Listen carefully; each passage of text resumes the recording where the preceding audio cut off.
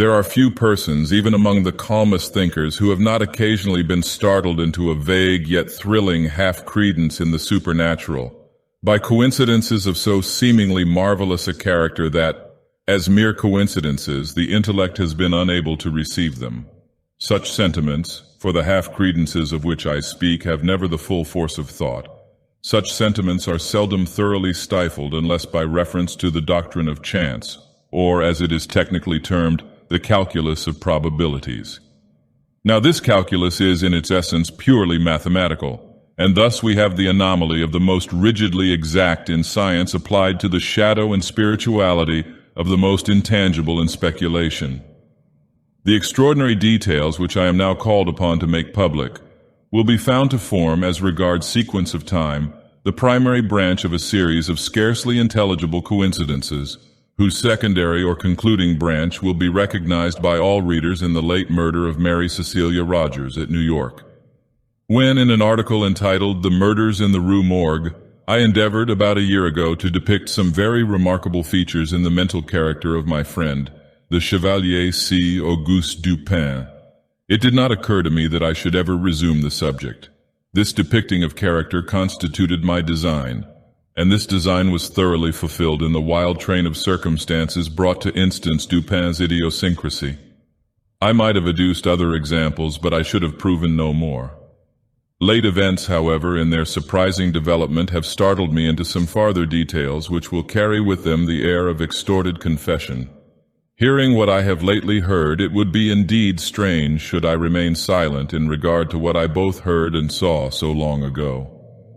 Upon the winding up of the tragedy involved in the deaths of Madame L'Espanaye and her daughter, the Chevalier dismissed the affair at once from his attention and relapsed into his old habits of moody reverie.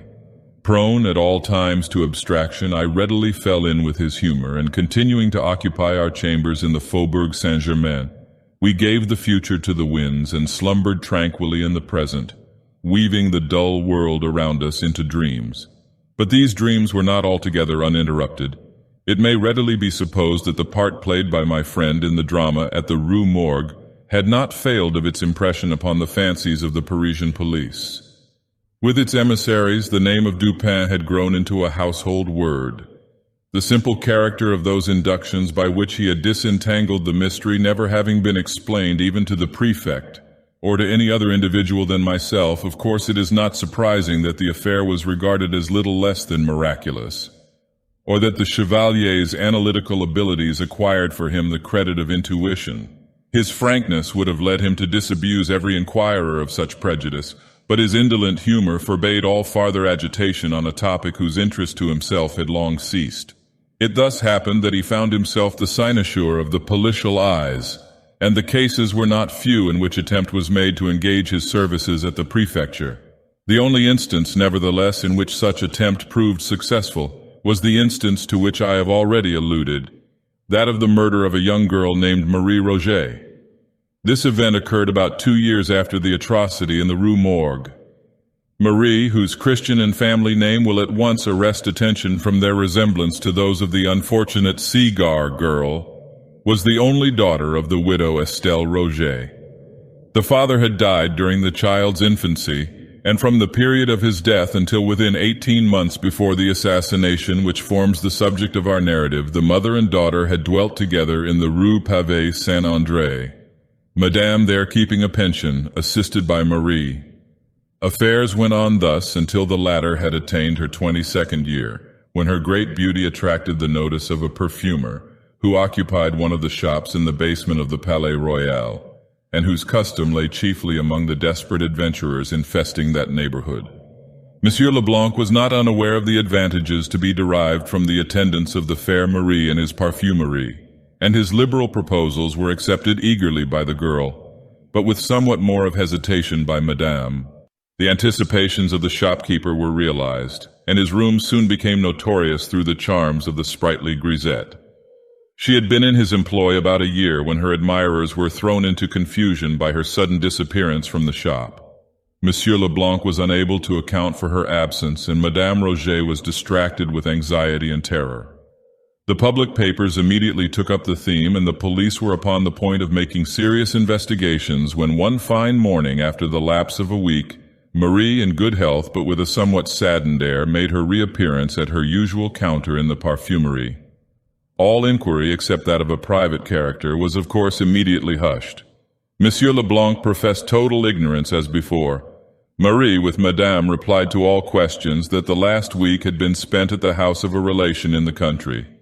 Thus the affair died away, and was generally forgotten, for the girl, ostensibly to relieve herself from the impertinence of curiosity, soon bade a final adieu to the perfumer, and sought the shelter of her mother's residence in the Rue Pavée Saint-André. It was about 5 months after this return home that her friends were alarmed by her sudden disappearance for the second time. 3 days elapsed, and nothing was heard of her. On the 4th, her corpse was found floating in the Seine, near the shore which is opposite the quartier of the Rue Saint-André, and at a point not very far distant from the secluded neighborhood of the Barrière du Roule. The atrocity of this murder, for it was at once evident that murder had been committed, the youth and beauty of the victim, and above all her previous notoriety, conspired to produce intense excitement in the minds of the sensitive Parisians. I can call to mind no similar occurrence producing so general and so intense an effect. For several weeks, in the discussing of this one absorbing theme, even the momentous political topics of the day were forgotten. The prefect made unusual exertions, and the powers of the whole Parisian police were, of course, tasked to the utmost extent. Upon the first discovery of the corpse, it was not supposed that the murderer would be able to elude for more than a very brief period the inquisition which was immediately set on foot. It was not until the expiration of a week that it was deemed necessary to offer a reward, and even then this reward was limited to 1,000 francs. In the meantime, the investigation proceeded with vigor, if not always with judgment, and numerous individuals were examined to no purpose. While owing to the continual absence of all clue to the mystery, the popular excitement became greatly increased. At the end of the 10th day, it was thought advisable to double the sum originally proposed, and at length, the second week having elapsed without leading to any discoveries, and the prejudice which always exists in Paris against the police having given vent to itself in several serious emeutes, the prefect took it upon himself to offer the sum of 20,000 francs for the conviction of the assassin, or, if more than one should prove to have been implicated, for the conviction of any one of the assassins. In the proclamation setting forth this reward, a full pardon was promised to any accomplice who should come forward in evidence against his fellow. And to the whole was appended, wherever it appeared, the private placard of a committee of citizens, offering 10,000 francs in addition to the amount proposed by the prefecture. The entire reward thus stood at no less than 30,000 francs, which will be regarded as an extraordinary sum when we consider the humble condition of the girl, and the great frequency in large cities of such atrocities as the one described. No one doubted now that the mystery of this murder would be immediately brought to light, but although in 1 or 2 instances arrests were made which promised elucidation, yet nothing was elicited which could implicate the parties suspected, and they were discharged forthwith. Strange as it may appear, the 3rd week from the discovery of the body had passed, and passed without any light being thrown upon the subject, before even a rumor of the events which had so agitated the public mind reached the ears of Dupin and myself. Engaged in researches which had absorbed our whole attention, it had been nearly a month since either of us had gone abroad, or received a visitor, or more than glanced at the leading political articles in one of the daily papers. The first intelligence of the murder was brought us by G.B. in person. He called upon us early in the afternoon of the 13th of July, 18, and remained with us until late in the night. He had been piqued by the failure of all his endeavors to ferret out the assassins. His reputation, so he said with a peculiarly Parisian air, was at stake. Even his honor was concerned. The eyes of the public were upon him, and there was really no sacrifice which he would not be willing to make for the development of the mystery. He concluded a somewhat droll speech with a compliment upon what he was pleased to term the tact of Dupin, and made him a direct and certainly a liberal proposition, the precise nature of which I do not feel myself at liberty to disclose, but which has no bearing upon the proper subject of my narrative. The compliment my friend rebutted as best he could, but the proposition he accepted at once, although its advantages were altogether provisional. This point being settled, the prefect broke forth at once into explanations of his own views, interspersing them with long comments upon the evidence, of which latter we were not yet in possession. He discoursed much and beyond doubt learnedly, while I hazarded an occasional suggestion as the night wore drowsily away. Dupin, sitting steadily in his accustomed armchair, was the embodiment of respectful attention. He wore spectacles during the whole interview, and an occasional glance beneath their green glasses sufficed to convince me that he slept not the less soundly because silently throughout the 7 or 8 leaden-footed hours which immediately preceded the departure of the prefect. In the morning I procured at the prefecture a full report of all the evidence elicited, and at the various newspaper offices a copy of every paper in which, from first to last, had been published any decisive information in regard to this sad affair. Freed from all that was positively disproved, this mass of information stood thus. Marie Rogêt left the residence of her mother in the Rue Pavée Saint-André about 9 o'clock in the morning of Sunday, June the 22nd, 18. In going out, she gave notice to a Monsieur Jacques Saint-Eustache, and to him only, of her intention to spend the day with an aunt who resided in the Rue des Drômes. The Rue des Drômes is a short and narrow but populous thoroughfare not far from the banks of the river and at a distance of some 2 miles, in the most direct course possible from the pension of Madame Rogêt. Saint-Eustache was the accepted suitor of Marie and lodged as well as took his meals at the pension. He was to have gone for his betrothed at dusk and to have escorted her home. In the afternoon, however, it came on to rain heavily, and supposing that she would remain all night at her aunt's, as she had done under similar circumstances before, he did not think it necessary to keep his promise. As night drew on, Madame Rogêt, who was an infirm old lady 70 years of age, was heard to express a fear that she should never see Marie again. But this observation attracted little attention at the time. On Monday it was ascertained that the girl had not been to the Rue des Drômes, and when the day elapsed without tidings of her, a tardy search was instituted at several points in the city and its environs. It was not, however, until the 4th day from the period of her disappearance that anything satisfactory was ascertained respecting her. On this day, Wednesday the 25th of June, a Monsieur Beauvais, who, with a friend, had been making inquiries for Marie near the Barrière du Roule on the shore of the Seine, which is opposite the Rue Pavée Saint-André, was informed that a corpse had just been towed ashore by some fishermen who had found it floating in the river. Upon seeing the body, Beauvais, after some hesitation, identified it as that of the perfumery girl. His friend recognized it more promptly. The face was suffused with dark blood, some of which issued from the mouth. No foam was seen, as in the case of the merely drowned. There was no discoloration in the cellular tissue. About the throat were bruises and impressions of fingers.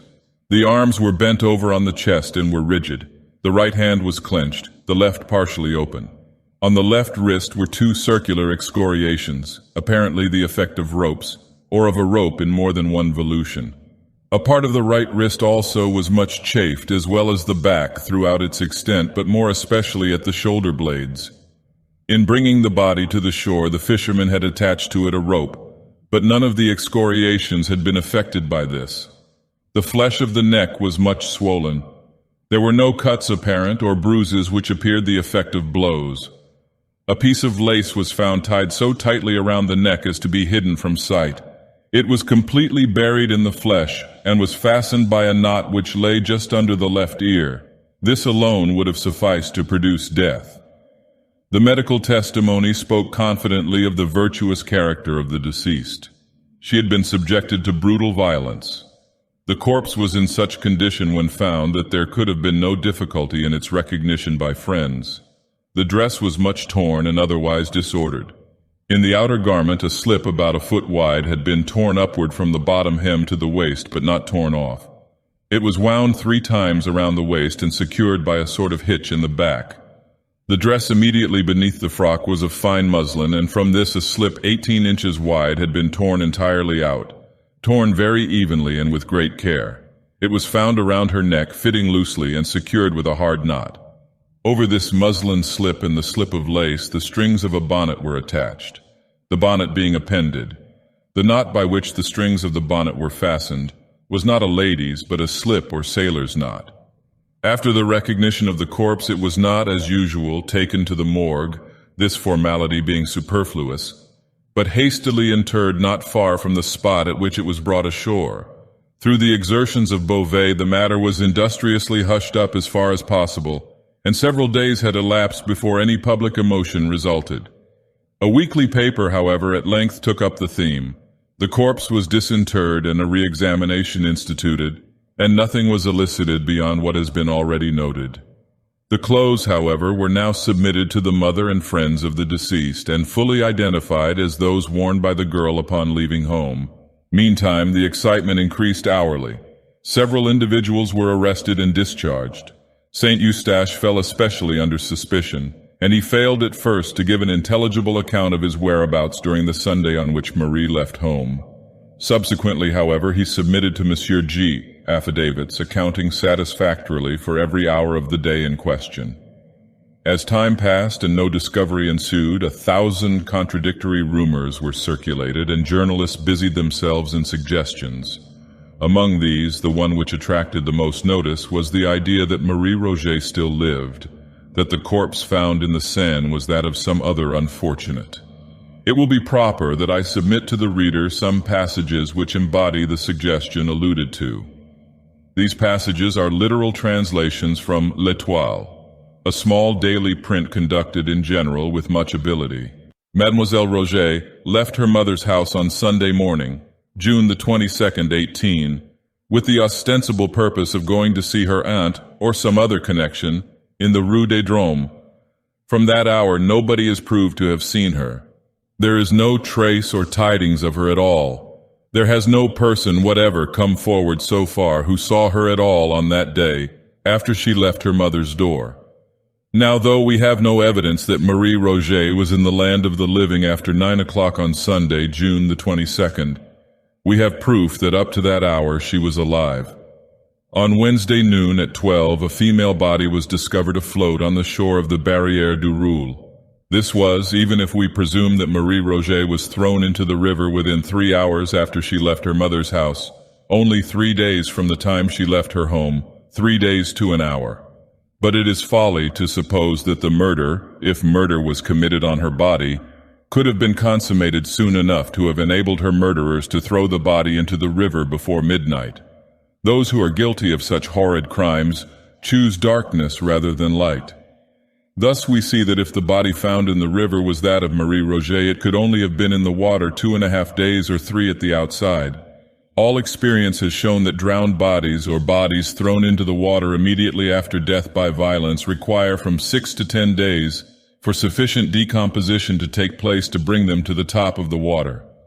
Even where a cannon is fired over a corpse and it rises before at least 5 or 6 days immersion, it sinks again if let alone. Now we ask, what was there in this case to cause a departure from the ordinary course of nature? If the body had been kept in its mangled state on shore until Tuesday night, some trace would be found on shore of the murderers. It is a doubtful point also whether the body would be so soon afloat, even were it thrown in after having been dead 2 days. And furthermore, it is exceedingly improbable that any villains who had committed such a murder as is here supposed would have thrown the body in without weight to sink it, when such a precaution could have so easily been taken. The editor here proceeds to argue that the body must have been in the water not 3 days merely, but at least 5 times 3 days, because it was so far decomposed that Beauvais had great difficulty in recognizing it. This latter point, however, was fully disproved. We continue our translation. What then are the facts on which Monsieur Beauvais says that he has no doubt the body was that of Marie Rogêt? He ripped up the gown sleeve and says he found marks which satisfied him of the identity. The public generally supposed those marks to have consisted of some description of scars. He rubbed the arm and found hair upon it, something as indefinite, we think, as can readily be imagined, as little conclusive as finding an arm in the sleeve. Monsieur Beauvais did not return that night, but sent word to Madame Rogêt at 7 o'clock on Wednesday evening that an investigation was still in progress respecting her daughter. If we allow that Madame Rogêt from her age and grief could not go over, which is allowing a great deal, There certainly must have been someone who would have thought it worthwhile to go over and attend the investigation, if they thought the body was that of Marie. Nobody went over. There was nothing said or heard about the matter in the Rue Pavée Saint-André that reached even the occupants of the same building. Monsieur Saint-Eustache, the lover and intended husband of Marie, who boarded in her mother's house, deposes that he did not hear of the discovery of the body of his intended until the next morning, when Monsieur Beauvais came into his chamber and told him of it. For an item of news like this, it strikes us it was very coolly received. In this way, the journal endeavored to create the impression of an apathy on the part of the relatives of Marie, inconsistent with the supposition that these relatives believed the corpse to be hers. Its insinuations amount to this: that Marie, with the connivance of her friends, had absented herself from the city for reasons involving a charge against her chastity, and that these friends, upon the discovery of a corpse in the Seine, somewhat resembling that of the girl, had availed themselves of the opportunity to impress the public with the belief of her death. But L'Étoile was again over-hasty. It was distinctly proved that no apathy such as was imagined existed, that the old lady was exceedingly feeble and so agitated as to be unable to attend to any duty, that Saint-Eustache, so far from receiving the news coolly, was distracted with grief, and bore himself so frantically that Monsieur Beauvais prevailed upon a friend and relative to take charge of him and prevent his attending the examination at the disinterment. Moreover, although it was stated by L'Étoile that the corpse was reinterred at the public expense, that an advantageous offer of private sepulture was absolutely declined by the family, and that no member of the family attended the ceremonial. Although I say all this was asserted by L'Étoile in furtherance of the impression it designed to convey, yet all this was satisfactorily disproved. In a subsequent number of the paper, an attempt was made to throw suspicion upon Beauvais himself. The editor says, "Now then, a change comes over the matter. We are told that on one occasion, while a Madame B was at Madame Rogêt's house, Monsieur Beauvais, who was going out, told her that a gendarme was expected there and that she, Madame B, must not say anything to the gendarme until he returned, but let the matter be for him. In the present posture of affairs, Monsieur Beauvais appears to have the whole matter locked up in his head. A single step cannot be taken without Monsieur Beauvais, for go which way you will, you run against him. For some reason he determined that nobody shall have anything to do with the proceedings but himself, and he has elbowed the male relatives out of the way, according to their representations, in a very singular manner. He seems to have been very much averse to permitting the relatives to see the body." Some color was given to the suspicion thus thrown upon Beauvais by the following fact. A visitor at his office a few days prior to the girl's disappearance and during the absence of its occupant had observed a rose in the keyhole of the door and the name Marie inscribed upon a slate which hung near at hand. The general impression, so far as we were enabled to glean it from the newspapers, seemed to be that Marie had been the victim of a gang of desperadoes, that by these she had been borne across the river, maltreated and murdered. Le Commerciel, however, a print of extensive influence, was earnest in combating this popular idea. I quote a passage or two from its columns. "We are persuaded that pursuit has hitherto been on a false scent, so far as it has been directed to the Barrière du Roule. It is impossible that a person so well known to thousands as this young woman was, should have passed 3 blocks without someone having seen her, and anyone who saw her would have remembered it, for she interested all who knew her. It was when the streets were full of people when she went out. It is impossible that she could have gone to the Barrière du Roule, or to the Rue des Drômes, without being recognized by a dozen persons. Yet no one has come forward who saw her outside of her mother's door, and there is no evidence except the testimony concerning her expressed intentions that she did go out at all.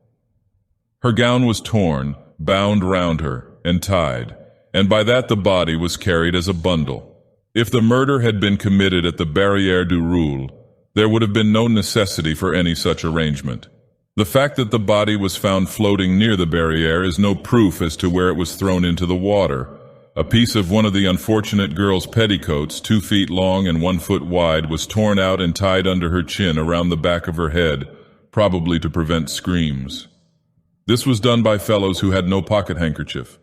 A day or two before the prefect called upon us, however, some important information reached the police. which seemed to overthrow at least the chief portion of Le Commerciel's argument. Two small boys, sons of a Madame de Luc, while roaming among the woods near the Barrière du Roule, chanced to penetrate a close thicket within which were 3 or 4 large stones, forming a kind of seat with a back and footstool.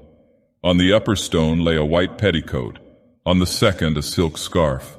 A parasol, gloves, and a pocket handkerchief were also here found. The handkerchief bore the name Marie Rogêt.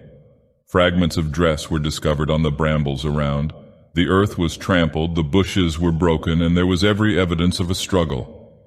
Between the thicket and the river, the fences were found taken down, and the ground bore evidence of some heavy burthen having been dragged along it. A weekly paper, Le Soleil, had the following comments upon this discovery, comments which merely echoed the sentiment of the whole Parisian press. The things had all evidently been there at least 3 or 4 weeks. They were all mildewed down hard with the action of the rain and stuck together from mildew. The grass had grown around and over some of them.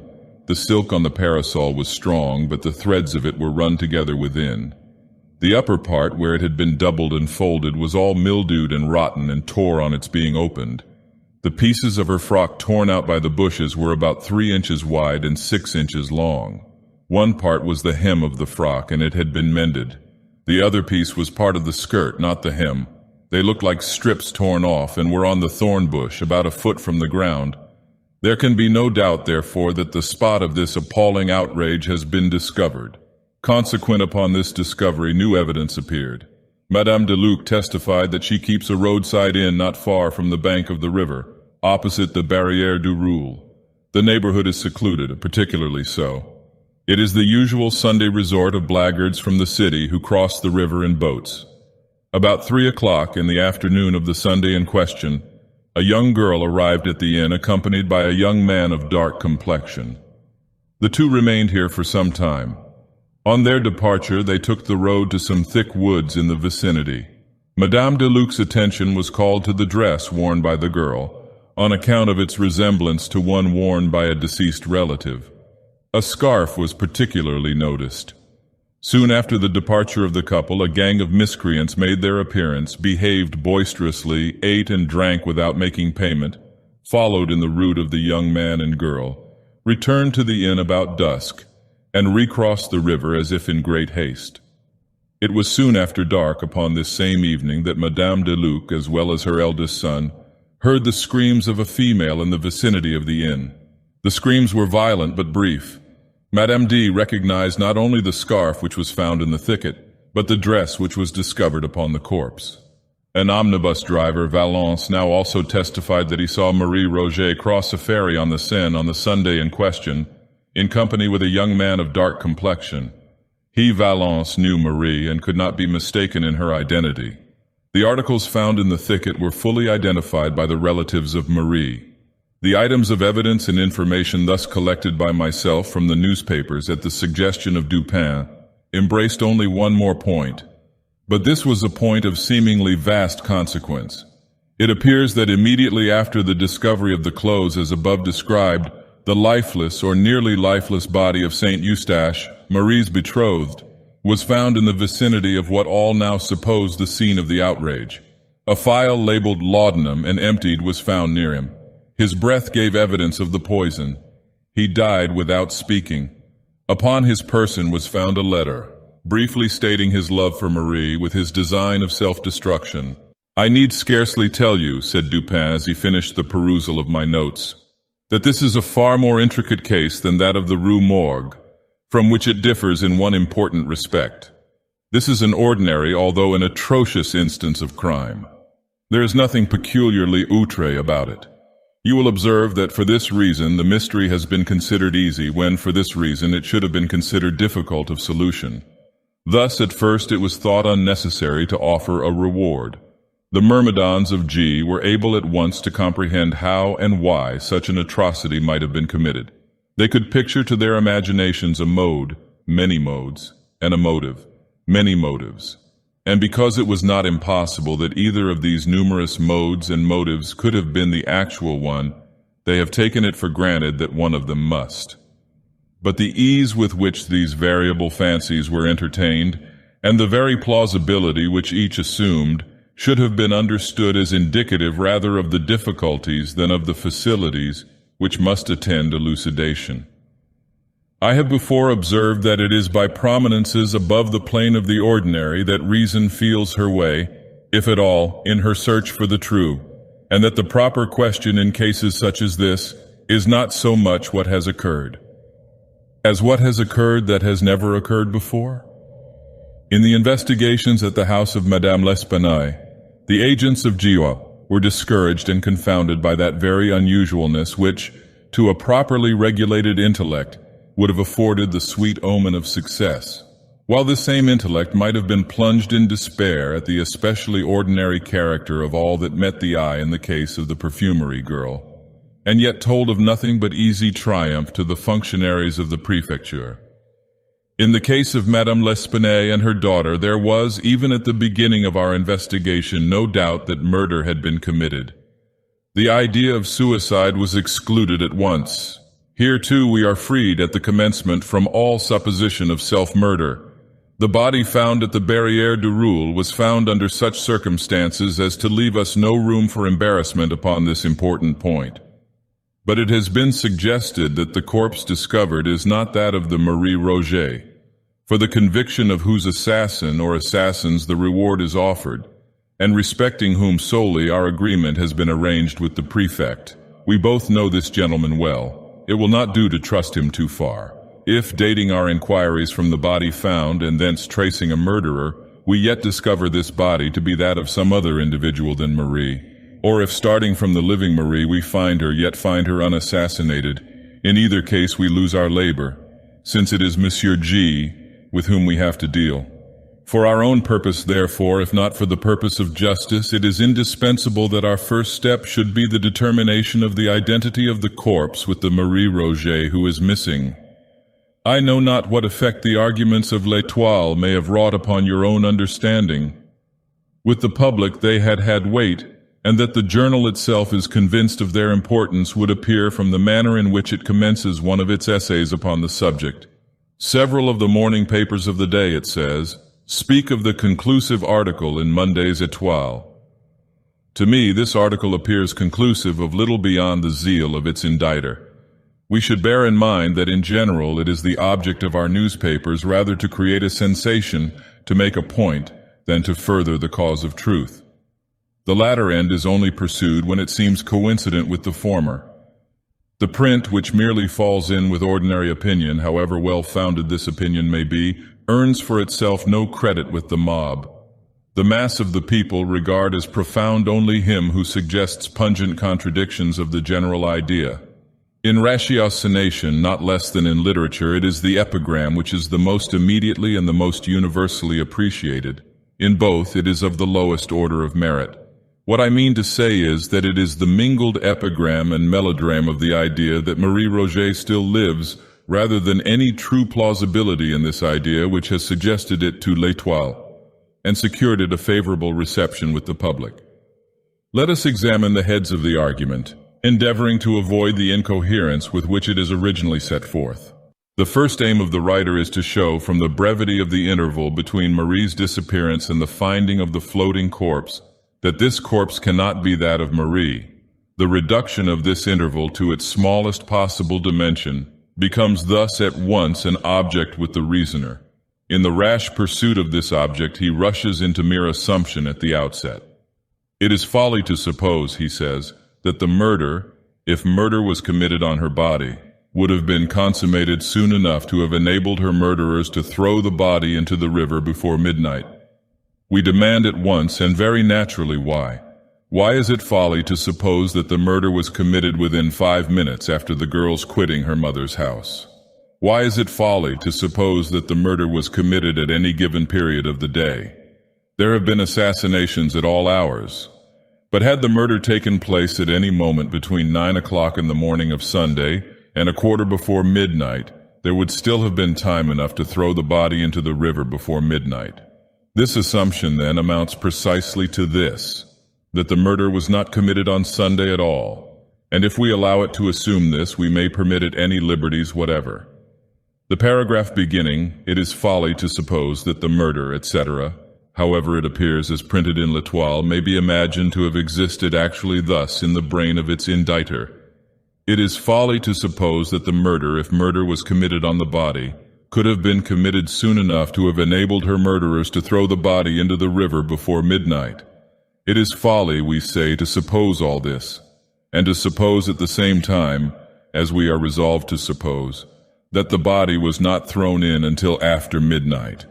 A sentence sufficiently inconsequential in itself, but not so utterly preposterous as the one printed. "Were it my purpose," continued Dupin, "merely to make out a case against this passage of L'Etoile's argument, I might safely leave it where it is. It is not, however, with L'Etoile that we have to do, but with the truth.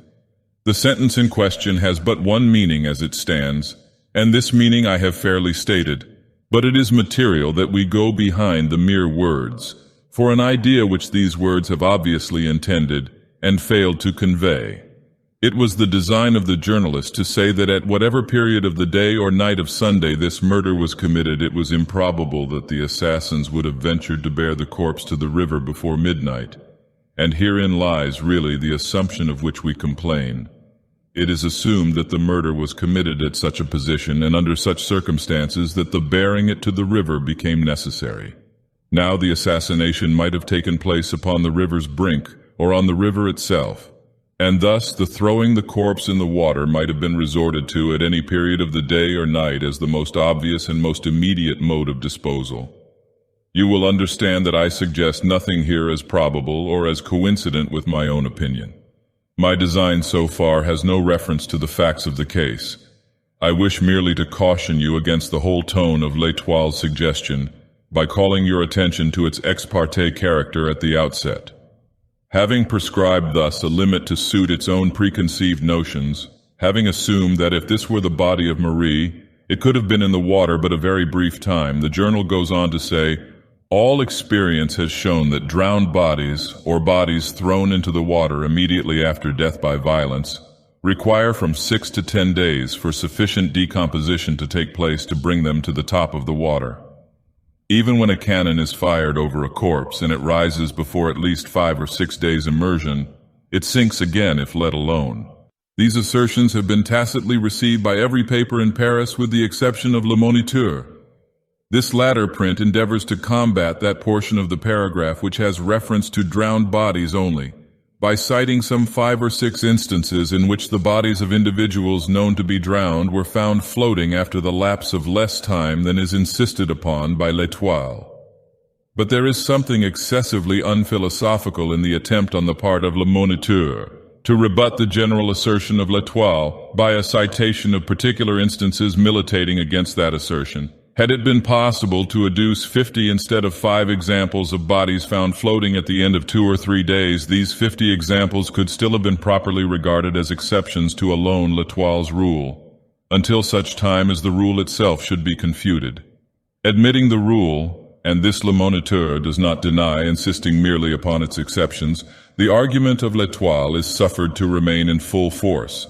For this argument does not pretend to involve more than a question of the probability of the body having risen to the surface in less than 3 days, and this probability will be in favor of L'Etoile's position until the instances so childishly adduced shall be sufficient in number to establish an antagonistical rule. You will see at once that all argument upon this head should be urged, if at all, against the rule itself, and for this end we must examine the rationale of the rule. Now the human body in general is neither much lighter nor much heavier than the water of the Seine. That is to say, the specific gravity of the human body in its natural condition is about equal to the bulk of fresh water which it displaces. The bodies of fat and fleshy persons with small bones, and of women generally, are lighter than those of the lean and large-boned, and of men, and the specific gravity of the water of a river is somewhat influenced by the presence of the tide from sea.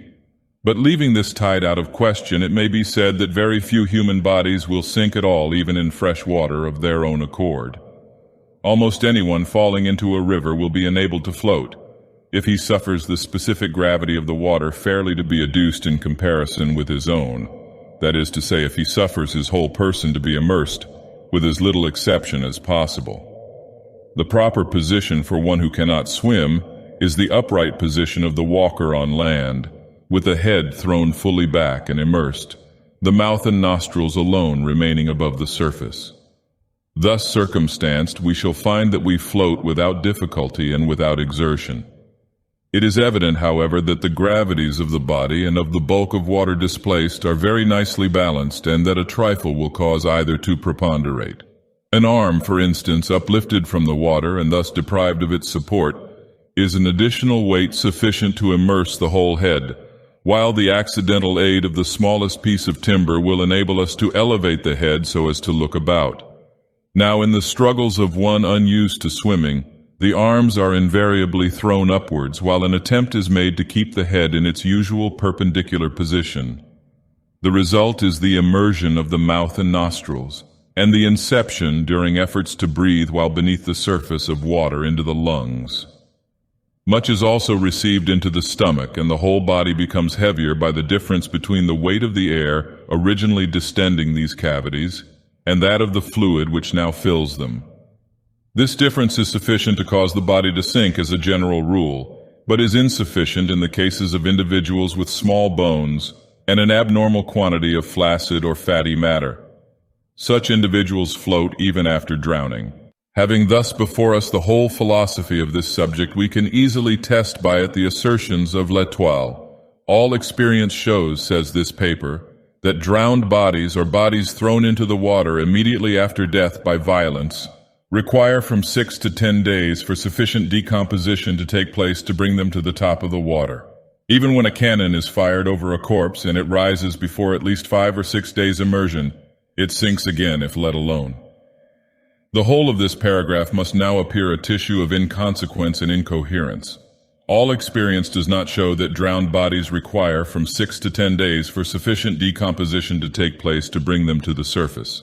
Both science and experience show that the period of their rising is, and necessarily must be, indeterminate. If, moreover, a body has risen to the surface through firing of cannon, it will not sink again if let alone, until decomposition has so far progressed as to permit the escape of the generated gas. But I wish to call your attention to the distinction which is made between drowned bodies and bodies thrown into the water immediately after death by violence. Although the writer admits the distinction, he yet includes them all in the same category.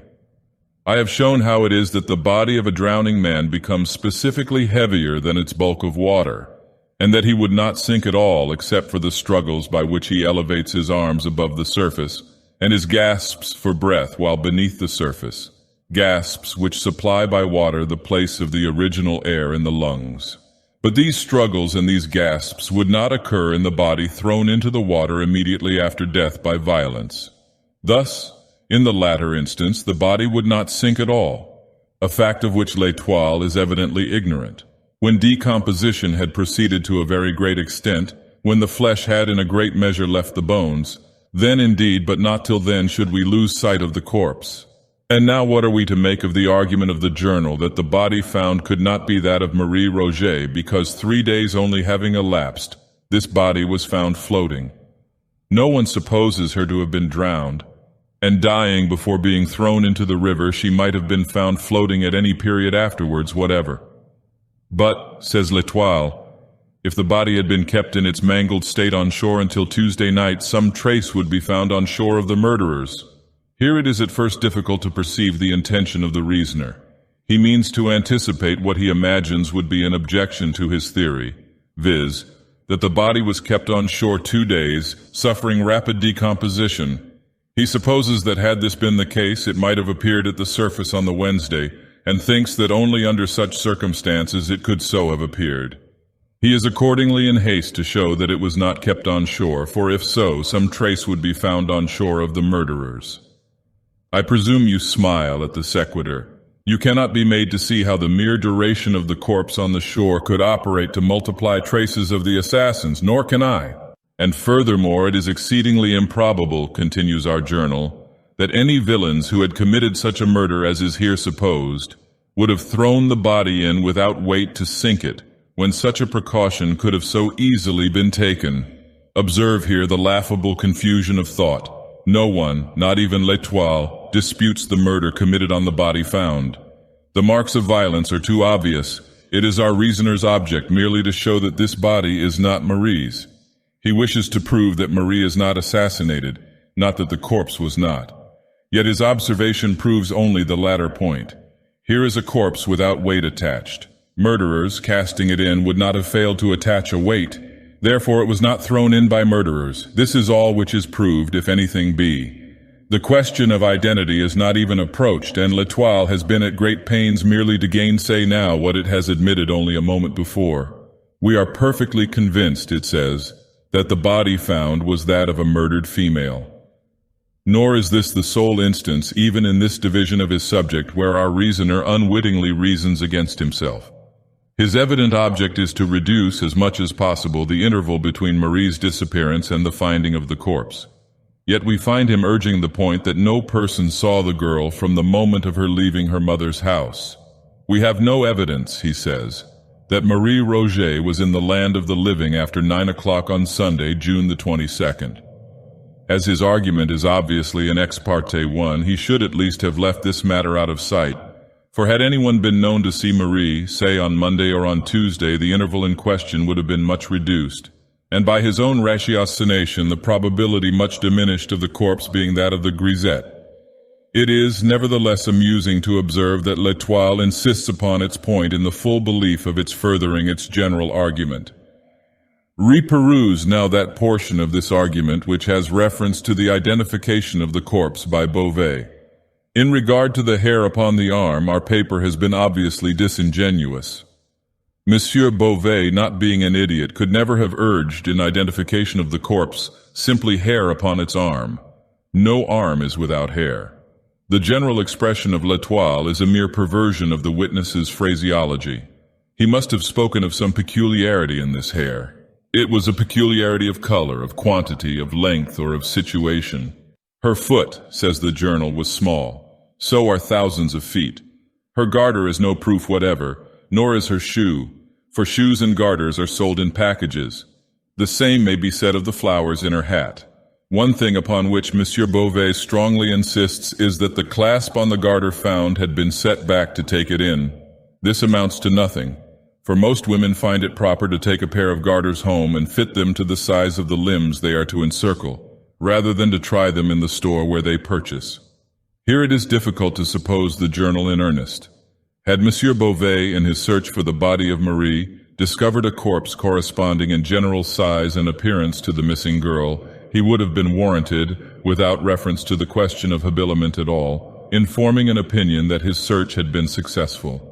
If, in addition to the point of general size and contour, he had found upon the arm a peculiar hairy appearance which he had observed upon the living Marie, his opinion might have been justly strengthened, and the increase of positiveness might well have been in the ratio of the peculiarity or unusualness of the hairy mark. If, the feet of Marie being small, those of the corpse were also small, the increase of probability that the body was that of Marie would not be an increase in a ratio merely direct, but in one highly accumulative.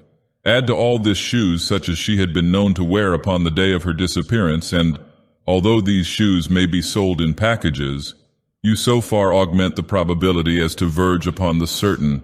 What of itself would be no evidence of identity becomes through its corroborative position proof most sure. Give us then flowers in the hat corresponding to those worn by the missing girl, and we seek for nothing farther. If only one flower, we seek for nothing farther. What then if 2 or 3 or more? Each successive one is multiple evidence, proof not added to proof but multiplied by hundreds or thousands. Let us now discover upon the deceased garters such as the living used, and it is almost folly to proceed. But these garters are found to be tightened by the setting back of a clasp, in just such a manner as her own had been tightened by Marie shortly previous to her leaving home. It is now madness or hypocrisy to doubt. What L'Etoile says in respect to this abbreviation of the garters being an usual occurrence shows nothing beyond its own pertinacity and error. The elastic nature of the clasp garter is self-demonstration of the unusualness of the abbreviation. What is made to accommodate itself must of necessity require accommodation but rarely. It must have been by an accident in its strictest sense that these garters of Marie needed the tightening described. They alone would have amply established her identity. But it is not that the corpse was found to have the garters of the missing girl, or found to have her shoes, or her bonnet, or the flowers of her bonnet, or her feet, or a peculiar mark upon the arm, or her general size and appearance. It is that the corpse had each, and all collectively. Could it be proved that the editor of L'Étoile really entertained a doubt under the circumstances, there would be no need, in his case, of a commission de lunatico inquirendo. He has thought it sagacious to echo the small talk of the lawyers who, for the most part, content themselves with echoing the rectangular precepts of the courts. I would here observe that very much of what is rejected as evidence by a court is the best of evidence to the intellect. For the court, guiding itself by the general principles of evidence, the recognized and booked principles, is averse from swerving at particular instances. And this steadfast adherence to principle, with rigorous disregard of the conflicting exception, is a sure mode of attaining the maximum of attainable truth in any long sequence of time. The practice in mass is therefore philosophical, but it is not the less certain that it engenders frequently vast individual error. In respect to the insinuations leveled at Beauvais, you will be willing to dismiss them in a breath. You have already fathomed the true character of this good gentleman. He is a busybody with much of romance and little of wit. Anyone so constituted will readily so conduct himself upon occasion of real excitement as to render himself liable to suspicion on the part of the over-acute or the ill-disposed. Monsieur Beauvais, as it appears from your notes, had some personal interviews with the editor of L'Étoile and offended him by venturing an opinion that the corpse, notwithstanding the theory of the editor, was, in sober fact, that of Marie. He persists, says our journal, in asserting the corpse to be that of Marie, but cannot give a circumstance in addition to those which we have commented upon to make others believe. Now, without re-adverting to the fact that stronger evidence to make others believe could never have been adduced, it may be remarked that a man may very well be understood to believe in a case of this kind, without the ability to advance a single reason for the belief of a second party. Nothing is more vague than impressions of individual identity. Each man recognizes his neighbor, yet there are few instances in which anyone is prepared to give a reason for his recognition. The editor of L'Étoile had no right to be offended at Monsieur Beauvais's unreasoning belief. The suspicious circumstances which invest him will be found to tally much better with our hypothesis of romantic busybodyism than with the reasoner's suggestion of guilt. Once adopting the more charitable interpretation, we shall find no difficulty in comprehending the rose in the keyhole, the Marie upon the slate, the elbowing the male relatives out of the way, the aversion to permitting them to see the body, the caution given to Madame B, that she must hold no conversation with the gendarme until his return, Beauvais, and lastly, his apparent determination that nobody should have anything to do with the proceedings except himself. It seems to me unquestionable that Beauvais was a suitor of Marie's, that she coquetted with him, and that he was ambitious of being thought to enjoy her fullest intimacy and confidence. I shall say nothing more upon this point, and as the evidence fully rebuts the assertion of L'Étoile touching the matter of apathy on the part of the mother and other relatives, an apathy inconsistent with the supposition of their believing the corpse to be that of the perfumery girl, we shall now proceed as if the question of identity were settled to our perfect satisfaction. And what, I hear demanded, do you think of the opinions of Le Commerciel? That in spirit they are far more worthy of attention than any which have been promulgated upon the subject. The deductions from the premises are philosophical and acute, but the premises, in two instances at least, are founded in imperfect observation. Le Commerciel wishes to intimate that Marie was seized by some gang of low ruffians not far from her mother's door. It is impossible, it urges, that a person so well known to thousands as this young woman was should have passed 3 blocks without someone having seen her. This is the idea of a man long resident in Paris, a public man, and one whose walks to and fro in the city have been mostly limited to the vicinity of the public offices. He is aware that he seldom passes so far as a dozen blocks from his own bureau without being recognized and accosted, and knowing the extent of his personal acquaintance with others, and of others with him, he compares his notoriety with that of the perfumery girl, finds no great difference between them, and reaches at once the conclusion that she, in her walks, would be equally liable to recognition with himself. This could only be the case were her walks of the same unvarying methodical character, and within the same species of limited region as are his own. He passes to and fro at regular intervals within a confined periphery, abounding in individuals who are led to observation of his person through interest in the kindred nature of his occupation with their own. But the walks of Marie may, in general, be supposed discursive. In this particular instance, it will be understood as most probable that she proceeded upon a route of more than average diversity from her accustomed ones.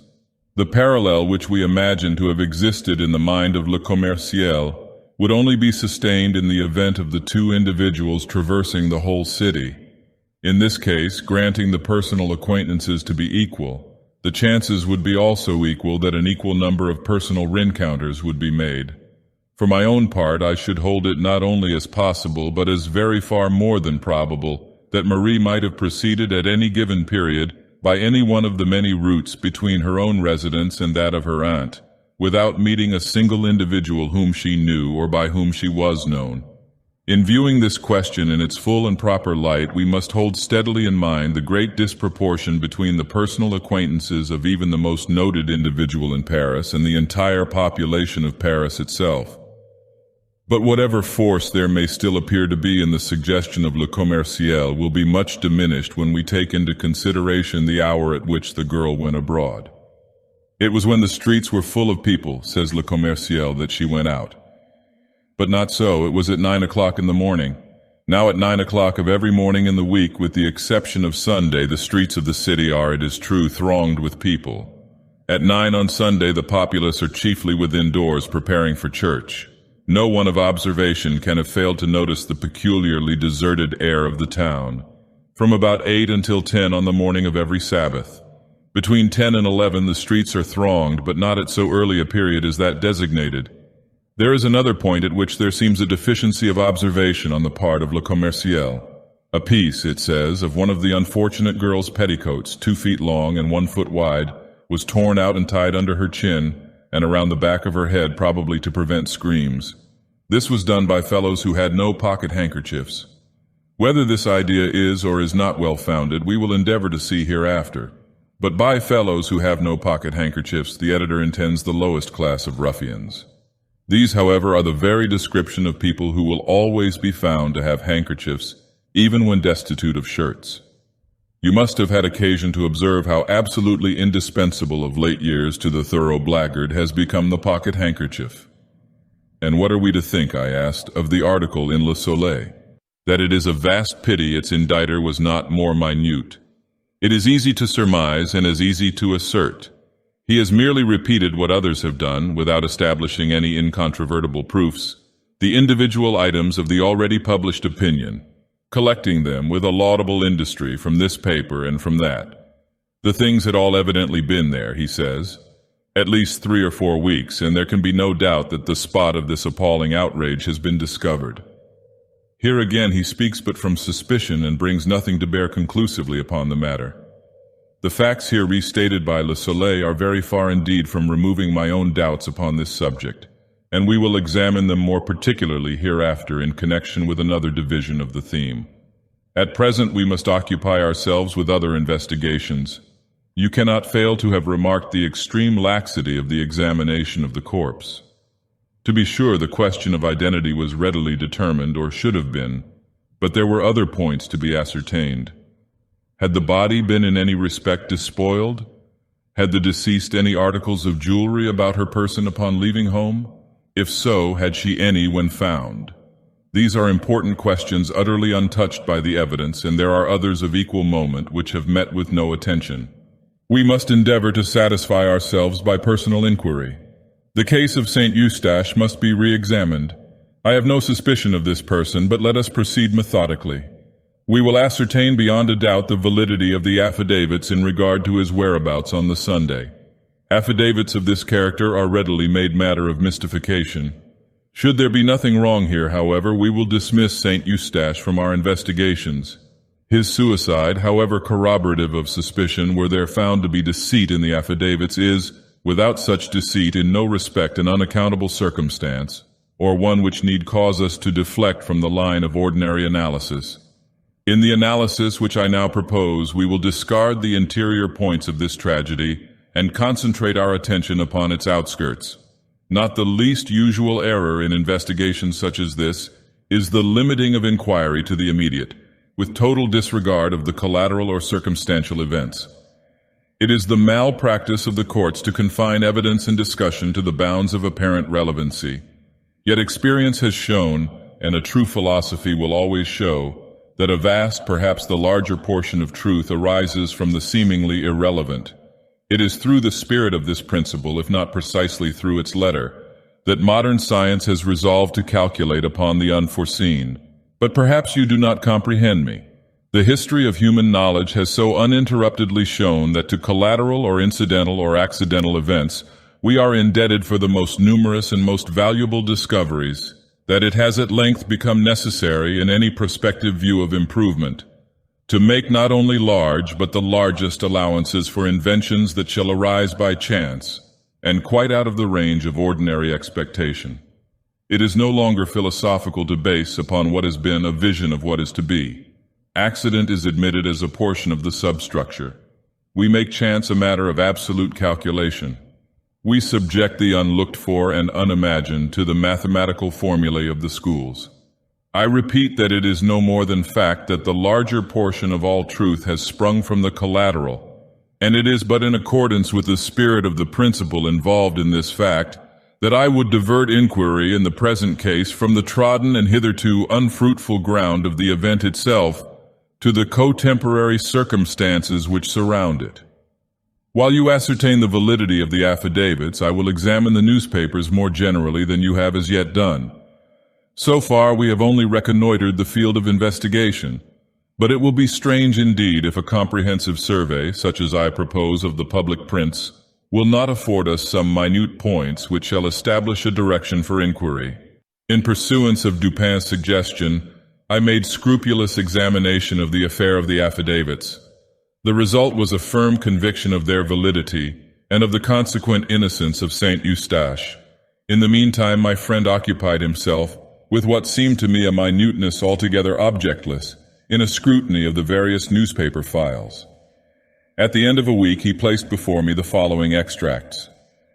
2 or 3 years since, a disturbance very similar to the present was caused by the disappearance of this same Marie Rogêt from the parfumerie of Monsieur Leblanc in the Palais Royal. At the end of a week, however, she reappeared at her customary comptoir as well as ever, with the exception of a slight paleness not altogether usual. It was given out by Monsieur Leblanc and her mother that she had merely been on a visit to some friend in the country, and the affair was speedily hushed up. We presume that the present absence is a freak of the same nature, and that at the expiration of a week or perhaps of a month we shall have her among us again. Evening paper, Monday, June 23rd. An evening journal of yesterday refers to a former mysterious disappearance of Mademoiselle Rogêt. It is well known that during the week of her absence from Leblanc's parfumerie, she was in the company of a young naval officer, much noted for his debaucheries. A quarrel, it is supposed, providentially led to her return home. We have the name of the Lothario in question, who is at present stationed in Paris, but for obvious reasons forbear to make it public. Le Mercury, Tuesday morning, June 24th. An outrage of the most atrocious character was perpetrated near this city the day before yesterday. A gentleman with his wife and daughter engaged about dusk the services of 6 young men who were idly rowing a boat to and fro near the banks of the Seine to convey him across the river. Upon reaching the opposite shore, the 3 passengers stepped out and had proceeded so far as to be beyond the view of the boat, when the daughter discovered that she had left in it her parasol. She returned for it, was seized by the gang, carried out into the stream, gagged, brutally treated, and finally taken to the shore at a point not far from that at which she had originally entered the boat with her parents. The villains have escaped for the time, but the police are upon their trail, and some of them will soon be taken. Morning paper, June 25th. We have received 1 or 2 communications, the object of which is to fasten the crime of the late atrocity upon Meneas. But as this gentleman has been fully exonerated by a legal inquiry, and as the arguments of our several correspondents appear to be more zealous than profound, we do not think it advisable to make them public. Morning Paper, June 28th.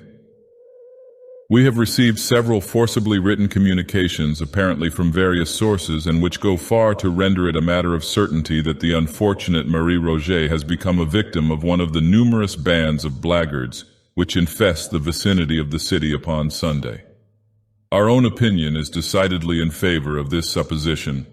We shall endeavor to make room for some of these arguments hereafter. Evening Paper, Tuesday, June 31st.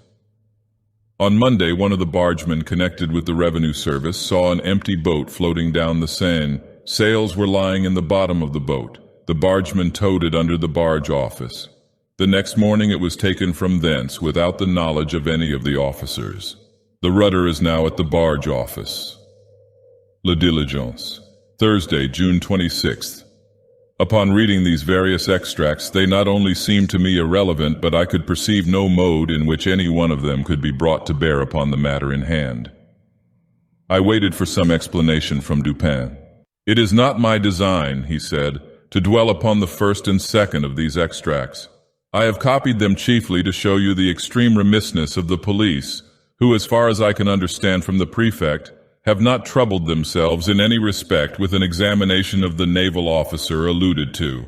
Yet it is mere folly to say that between the first and second disappearance of Marie, there is no supposable connection. Let us admit the first elopement to have resulted in a quarrel between the lovers and the return home of the betrayed. We are now prepared to view a second elopement, if we know that an elopement has again taken place, as indicating a renewal of the betrayer's advances, rather than as the result of new proposals by a second individual. We are prepared to regard it as a making up of the old amour, rather than as the commencement of a new one.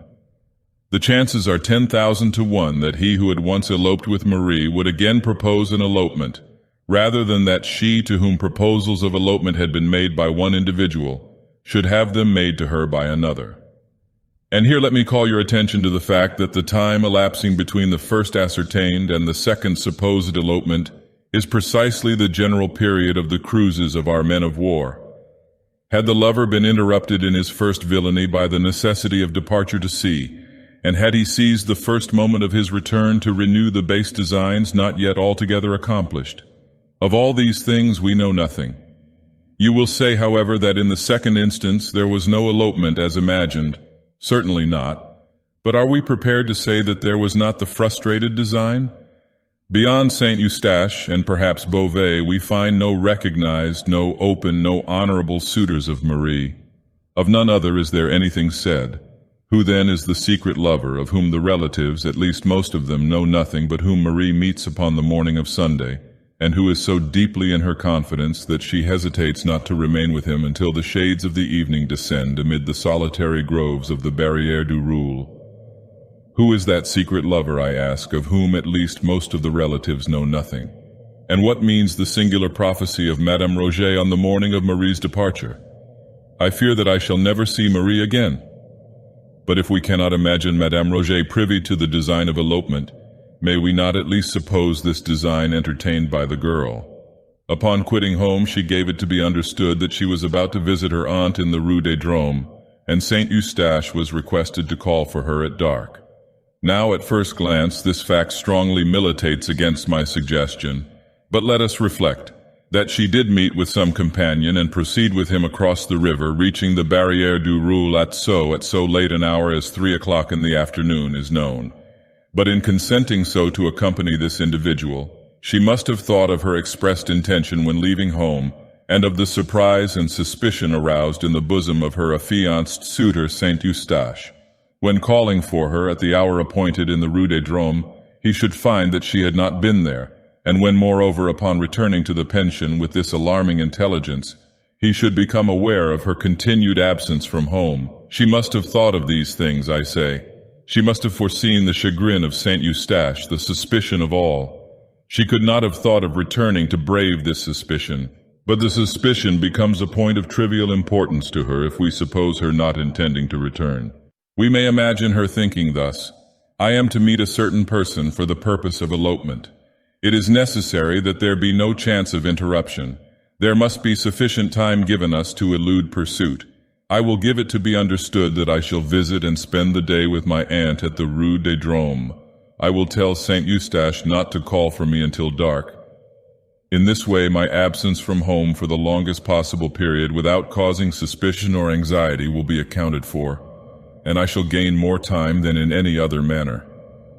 If I bid Saint Eustache call for me at dark, he will be sure not to call before. But if I wholly neglect to bid him call, my time for escape will be diminished, since it will be expected that I return the earlier, and my absence will the sooner excite anxiety. Now, if it were my design to return at all, if I had in contemplation merely a stroll with the individual in question, it would not be my policy to bid Saint Eustache call. For calling, he will be sure to ascertain that I have played him false, a fact of which I might keep him forever in ignorance by leaving home without notifying him of my intention, by returning before dark, and by then stating that I had been to visit my aunt in the Rue des Drômes. But as it is my design never to return, the gaining of time is the only point about which I need give myself any concern.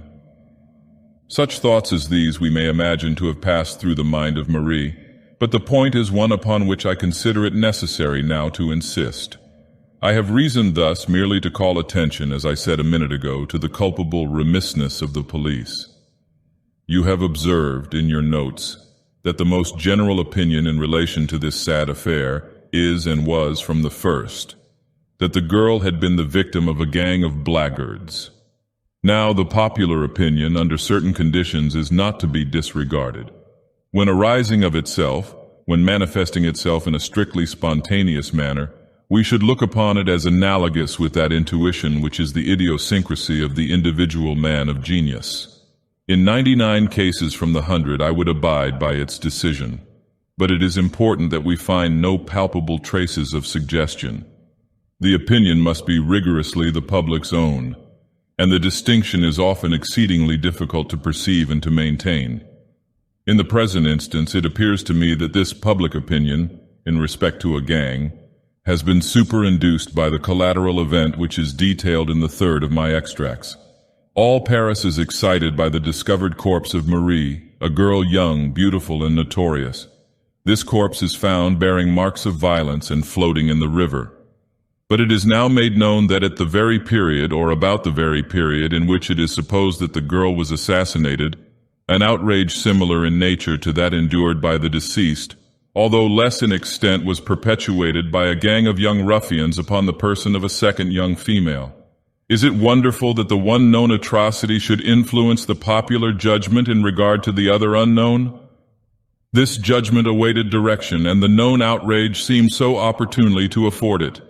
Marie, too, was found in the river, and upon this very river was this known outrage committed. The connection of the two events had about it so much of the palpable that the true wonder would have been a failure of the populace to appreciate and to seize it. But to the philosophical, the one atrocity known to be so committed is, if anything, evidence that the other, committed at a time nearly coincident, was not so committed. It would have been a miracle indeed if, while a gang of ruffians were perpetrating at a given locality a most unheard of wrong, there should have been another similar gang in a similar locality in the same city under the same circumstances with the same means and appliances, engaged in a wrong of precisely the same aspect at precisely the same period of time. Yet in what, if not in this marvelous train of coincidence, does the accidentally suggested opinion of the populace call upon us to believe? Before proceeding farther, let us consider the supposed scene of the assassination in the thicket at the Barrière du Roule. This thicket, although dense, was in the close vicinity of a public road. Within were 3 or 4 large stones, forming a kind of seat with a back and footstool. On the upper stone was discovered a white petticoat, on the second a silk scarf. A parasol, gloves, and a pocket handkerchief were also here found. The handkerchief bore the name Marie Rogêt. Fragments of dress were seen on the branches around. The earth was trampled, the bushes were broken, and there was every evidence of a violent struggle. Notwithstanding the acclamation with which the discovery of this thicket was received by the press, and the unanimity with which it was supposed to indicate the precise scene of the outrage, it must be admitted that there was some very good reason for doubt. That it was the scene, I believe, but there was excellent reason for doubt. Had the true scene been, as Le Commerciel suggested, in the neighborhood of the Rue Pavée Saint-André, the perpetrators of the crime, supposing them still resident in Paris, would naturally have been stricken with terror at the public attention thus acutely directed into the proper channel, and in certain classes of minds there would have arisen at once a sense of the necessity of some exertion to re-divert this attention. And thus, the thickets of the Barrière du Roule having been already suspected, the idea of placing the articles where they were found might have been naturally entertained. There is no real evidence, although Le Soleil so supposes, that the articles discovered had been more than a very few days in the thicket, while there is much circumstantial proof that they would not have remained there, without attracting attention during the 20 days elapsing between the fatal Sunday and the afternoon upon which they were found by the boys.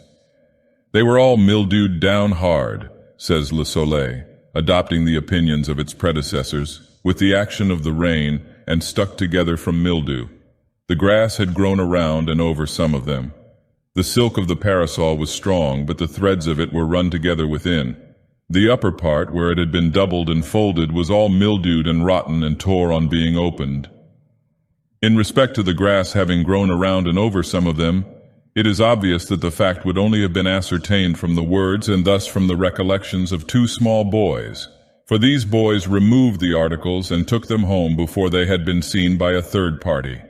But grass will grow, especially in warm and damp weather, such as was that of the period of the murder, as much as 2 or 3 inches in a single day. A parasol lying upon a newly turfed ground might in a single week be entirely concealed from sight by the upspringing grass. And touching that mildew upon which the editor of Le Soleil so pertinaciously insists, that he employs the word no less than 3 times in the brief paragraph quoted just now, is the editor really unaware of the nature of this mildew? Is he to be told that it is one of the many classes of fungus of which the most ordinary feature is its upspringing and decadence within 24 hours? Thus we see at a glance that what has been most triumphantly adduced in support of the idea that the articles had been for at least 3 or 4 weeks in the thicket is most absurdly null as regards any evidence of that fact. But on the other hand, it is exceedingly difficult to believe that these articles could have remained in the thicket specified for a longer period than a single week, for a longer period than from one Sunday to the next.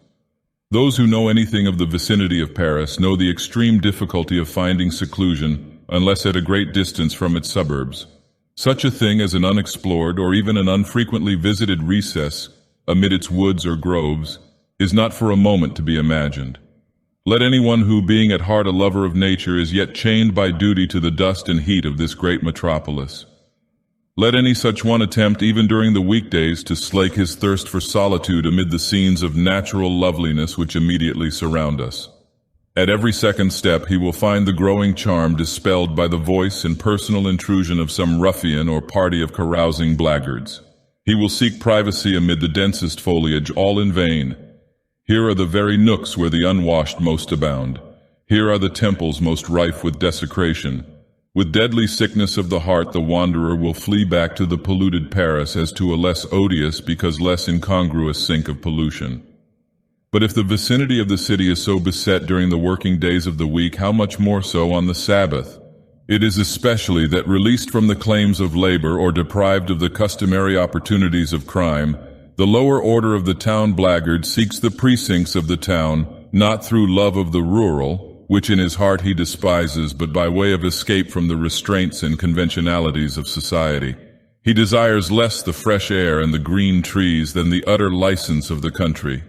Here at the roadside inn or beneath the foliage of the woods he indulges, unchecked by any eye except those of his boon companions, in all the mad excess of a counterfeit hilarity, the joint offspring of liberty and rum.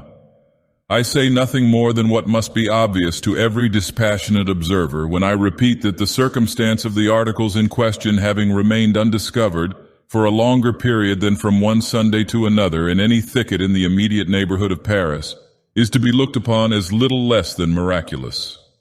But there are not wanting other grounds for the suspicion that the articles were placed in the thicket with the view of diverting attention from the real scene of the outrage. And first, let me direct your notice to the date of the discovery of the articles. Collate this with the date of the 5th extract made by myself from the newspapers. You will find that the discovery followed almost immediately the urgent communications sent to the evening paper. These communications, although various and apparently from various sources, tended all to the same point, viz. The directing of attention to a gang as the perpetrators of the outrage and to the neighborhood of the Barrière du Roule as its theater. Now here, of course, the suspicion is not that in consequence of these communications or of the public attention by them directed, the articles were found by the boys. But the suspicion might and may well have been that the articles were not before found by the boys, for the reason that the articles had not before been in the thicket, having been deposited there only at so late a period as at the date or shortly prior to the date of the communications by the guilty authors of these communications themselves. This thicket was a singular, an exceedingly singular one. It was unusually dense. Within its naturally walled enclosure were 3 extraordinary stones forming a seat with a back and footstool. And this thicket, so full of a natural art, was in the immediate vicinity, within a few rods, of the dwelling of Madame de Luc, whose boys were in the habit of closely examining the shrubberies about them in search of the bark of the sassafras.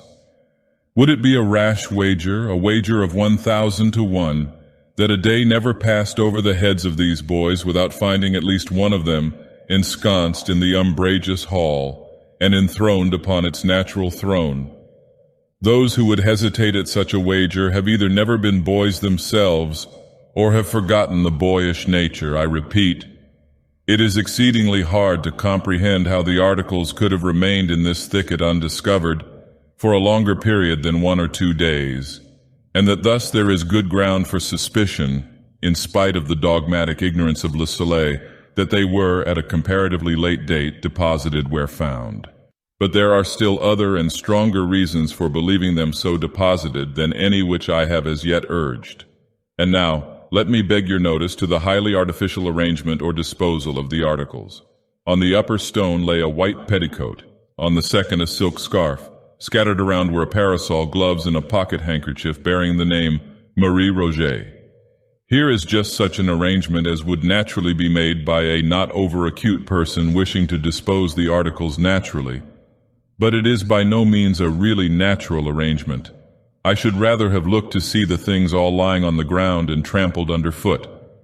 In the narrow limits of that bower it would have been scarcely possible that the petticoat and scarf should have retained a position upon the stones, when subjected to the brushing to and fro of many struggling persons.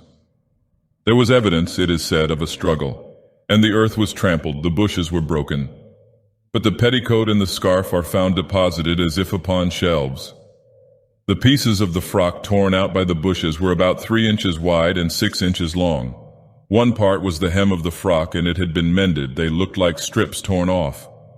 Here, inadvertently, Le Soleil has employed an exceedingly suspicious phrase. The pieces, as described, do indeed look like strips torn off, but purposely and by hand. It is one of the rarest of accidents that a piece is torn off from any garment such as is now in question by the agency of a thorn. From the very nature of such fabrics, a thorn or nail becoming entangled in them tears them rectangularly, divides them into 2 longitudinal rents at right angles with each other, and meeting at an apex where the thorn enters. But it is scarcely possible to conceive the piece torn off. I never so knew it, nor did you. To tear a piece off from such fabric, 2 distinct forces in different directions will be in almost every case required.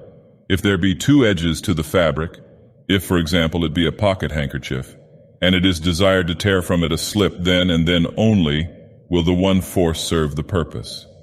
But in the present case, the question is of a dress, presenting but one edge.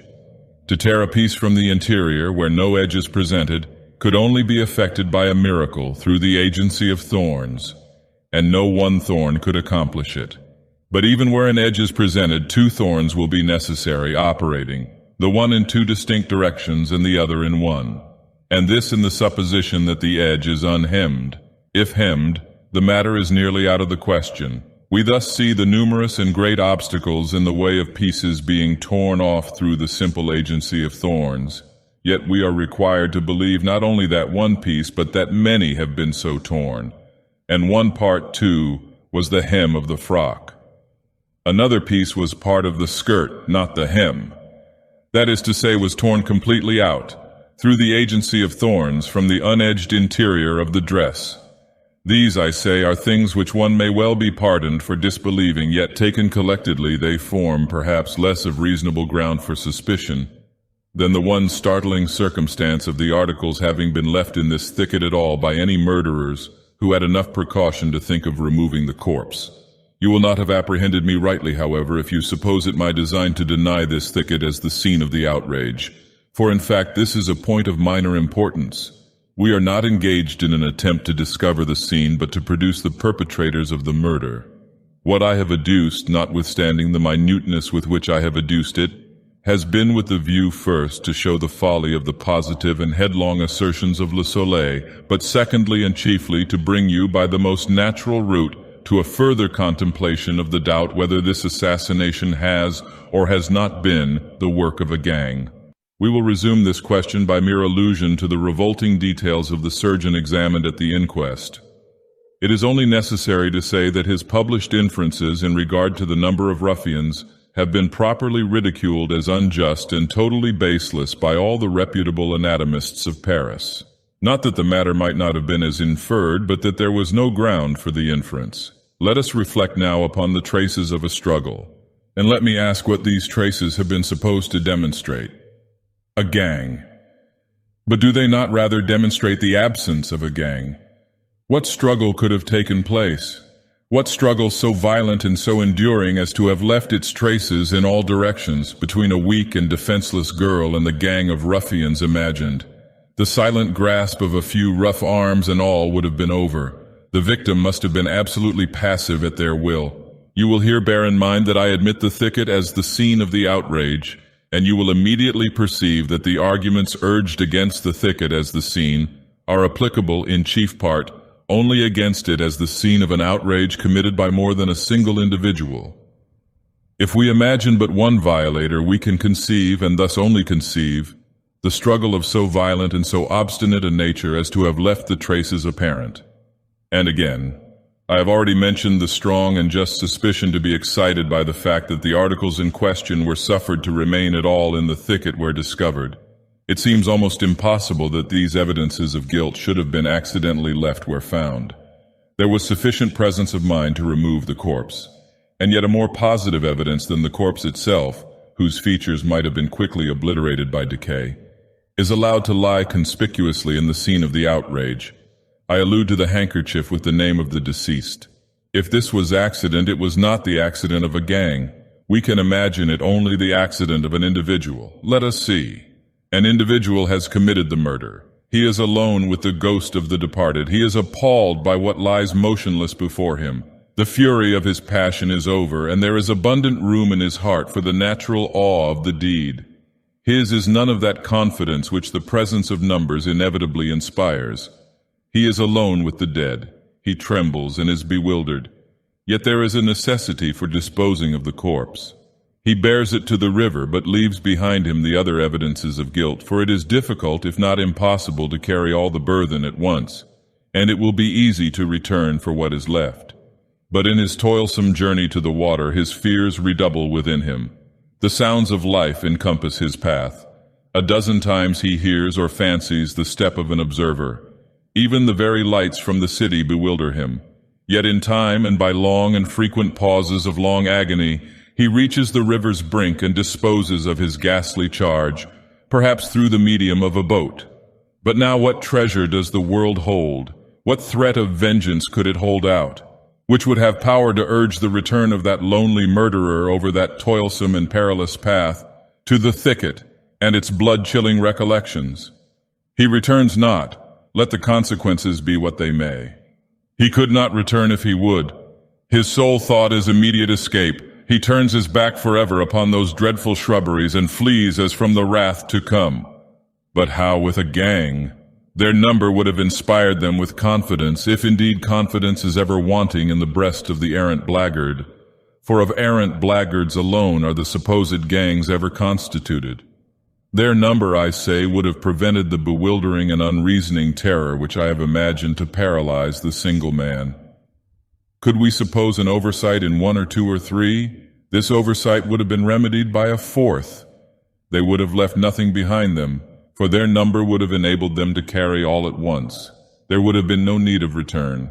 Consider now the circumstance that in the outer garment of the corpse when found, a slip about a foot wide had been torn upward from the bottom hem to the waist, wound 3 times round the waist and secured by a sort of hitch in the back.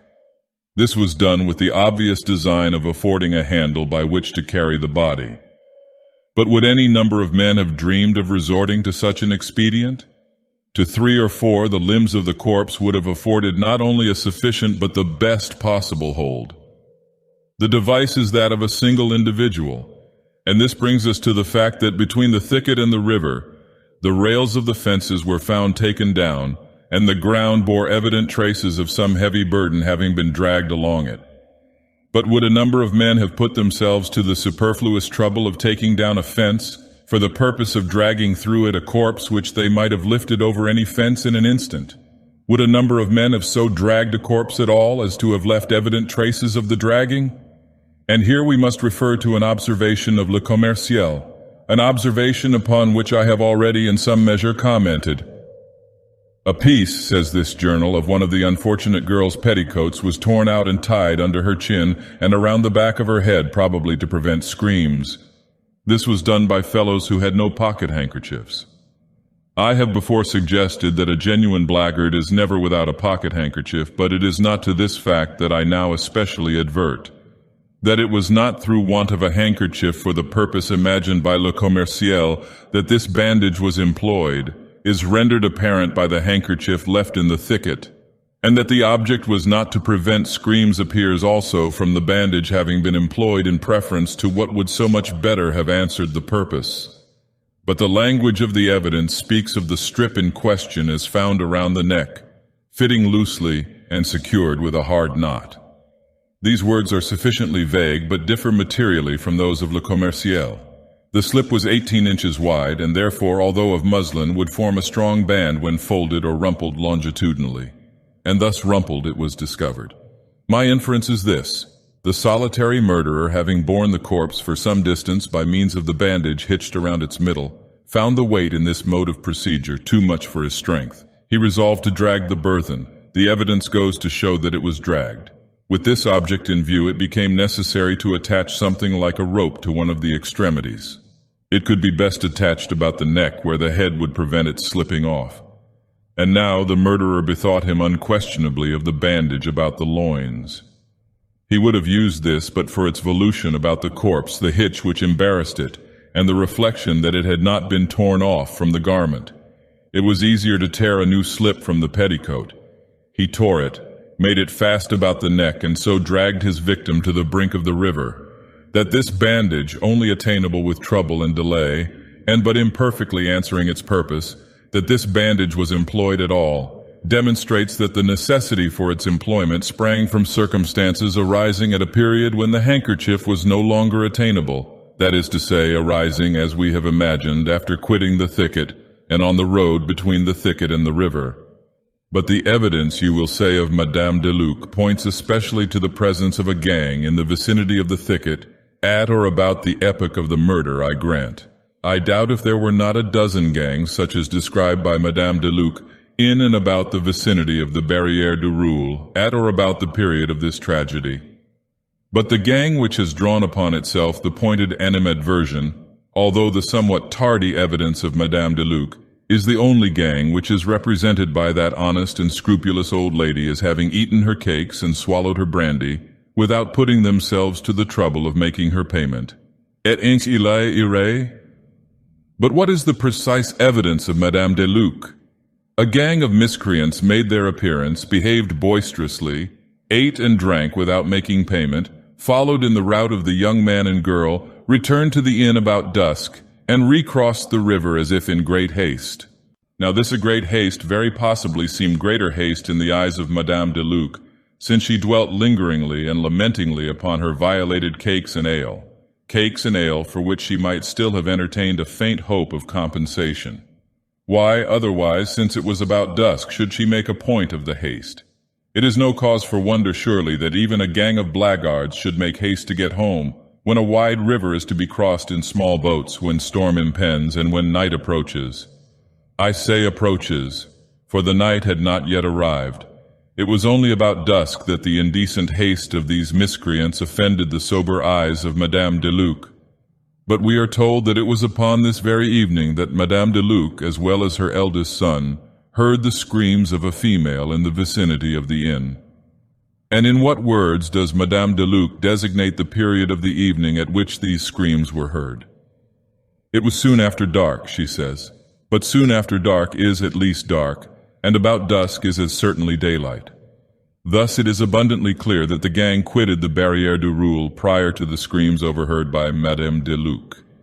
And although in all the many reports of the evidence the relative expressions in question are distinctly and invariably employed just as I have employed them in this conversation with yourself, no notice whatever of the gross discrepancy has as yet been taken by any of the public journals or by any of the myrmidons of police.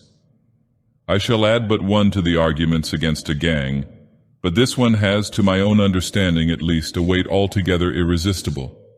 Under the circumstances of large reward offered and full pardon to any king's evidence, it is not to be imagined for a moment that some member of a gang of low ruffians or of any body of men would not long ago have betrayed his accomplices. Each one of a gang so placed is not so much greedy of reward or anxious for escape as fearful of betrayal. He betrays eagerly and early that he may not himself be betrayed.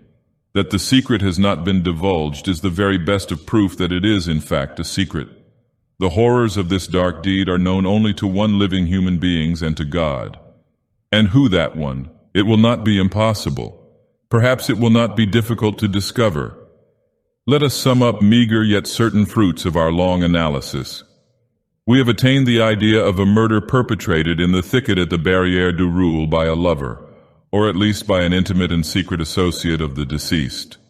This associate is of swarthy complexion. This complexion, the hitch in the bandage, and the sailor's knot with which the bonnet ribbon is tied point to a seaman. His companionship with the deceased, a gay but not an abject young girl, designates him as above the grade of the common sailor. Here the well-written and urgent communications to the journals are much in the way of corroboration. The circumstance of the first elopement, as mentioned by Le Mercury, tends to blend the idea of this seaman with that of the naval officer who is first known to have led the unfortunate into crime. We are not forced to suppose a premeditated design of murder or of violation, but there was the friendly shelter of the thicket and the approach of rain. There was opportunity and strong temptation, and then a sudden and violent wrong to be concealed only by one of darker dye. And here, most fitly, comes the consideration of the continued absence of him of the dark complexion. Let me pause to observe that the complexion of this man is dark and swarthy. It was no common swarthiness which constituted the sole point of remembrance, both as regards Valence and Madame de Luc. But why is this man absent? Was he murdered by the gang? If so, why are there only traces of the assassinated girl? The scene of the two outrages will naturally be supposed identical. And where is his corpse? The assassins would most probably have disposed of both in the same way, but it may be said that this man lives and is deterred from making himself known through dread of being charged with the murder. This consideration might be supposed to operate upon him now, at this late period, since it has been given in evidence that he was seen with Marie, but it would have had no force at the period of the deed. The first impulse of an innocent man would have been to announce the outrage and to aid in identifying the ruffians. This policy would have suggested he had been seen with the girl. He had crossed the river with her in an open ferry boat. The denouncing of the assassins would have appeared, even to an idiot, the surest and sole means of relieving himself from suspicion. We cannot suppose him on the night of the fatal Sunday both innocent himself and incognizant of an outrage committed. Yet only under such circumstances is it possible to imagine that he would have failed, if alive, in the denouncement of the assassins. And what means are ours of attaining the truth? We shall find these means multiplying and gathering distinctness as we proceed, provided that our preparatory analysis of the subject has not greatly diverted from the principles of truth. Let us sift to the bottom this affair of the first elopement. Let us know the full history of the officer, with his present circumstances, and his whereabouts at the precise period of the murder. Let us carefully compare with each other the various communications sent to the evening paper in which the object was to inculpate a gang. This done, let us compare these communications, both as regards style and MS, with those sent to the morning paper at a previous period, and insisting so vehemently upon the guilt of Menace. And all this done, let us again compare these various communications with the known MSS of the officer. Let us endeavor to ascertain by repeated questionings of Madame de Luc and her boys, as well as of the omnibus driver Valence, something more of the personal appearance and bearing of the man of dark complexion. Queries, skillfully directed, will not fail to elicit from some of these parties information on this particular point, information which the parties themselves may not even be aware of possessing. And let us now trace the boat picked up by the bargeman on the morning of Monday, the 23rd of June, and which was removed from the barge office without the cognizance of the officer in attendance and without the rudder at some period prior to the discovery of the corpse. With the proper caution and perseverance we shall infallibly trace this boat, for not only can the bargeman who picked it up identify it, but the rudder is at hand. The rudder of a sailboat would not have been abandoned without inquiry by one altogether at ease in heart. And here let me pause to insinuate a question.